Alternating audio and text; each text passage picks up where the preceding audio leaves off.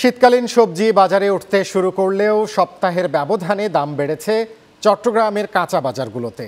দামের ঊর্ধ্বগতি ডিম, মুরগি থেকে শুরু করে ডাল, চিনি, পেঁয়াজ সহ সব ধরনের নিত্যপণ্যে। জুনায়েদ হাসানের প্রতিবেদন।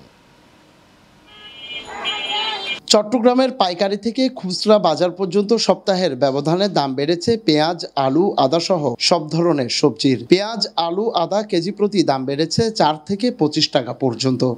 শীতের মৌসুমে সবজির দাম হাতের নাগালে থাকার কথা থাকলেও বিক্রি হচ্ছে চড়া দামে। দোকানে মানভেদে দেশি পেঁয়াজ 100 থেকে 120 টাকা আর বাজারে বড় আকারের দেশি পেঁয়াজ 110 টাকায় বিক্রি হচ্ছে।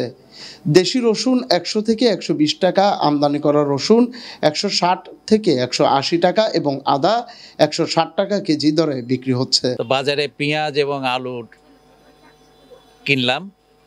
পেঁয়াজ গত সপ্তাহের চাইতে এ সপ্তাহে 20 টাকা 22 টাকা বৃদ্ধি। শীতকালে সবজির দাম কম থাকার দরকার ছিল, কিন্তু এখন দেখি লাল শাক কিনতে গেলেও 40 টাকা 30 টাকা মোটা কিনতে হয়। সবজি বাজারে ফুলকপি, বাঁধাকপি ও শিমের মতো শীতকালীন সবজি সহ অন্যান্য সবজি এখনো বেশ চড়া দামে বিক্রি হচ্ছে।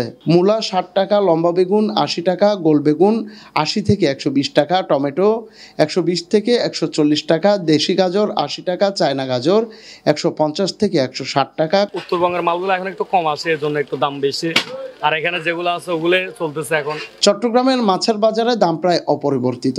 লইট্টা 200 টাকা, কোরাল 700 থেকে 900 টাকা, শিং 400 থেকে 500 টাকা, ট্যাংরা 600 থেকে 700 টাকা এবং তেলাপিয়া 200 থেকে 250 টাকা। সপ্তাহ 10 দিন আগে পেঁয়াজের মূল্য ছিল 60 টাকা অবধি, তো এখন বর্তমানে 100 টাকার উপরে। চাহিদার তুলনায় উৎপাদন অনেকটাই কম।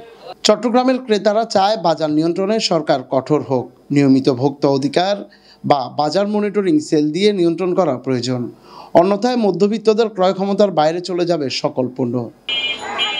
জুনায়েদ হাসান, চ্যানেল 9, চট্টগ্রাম।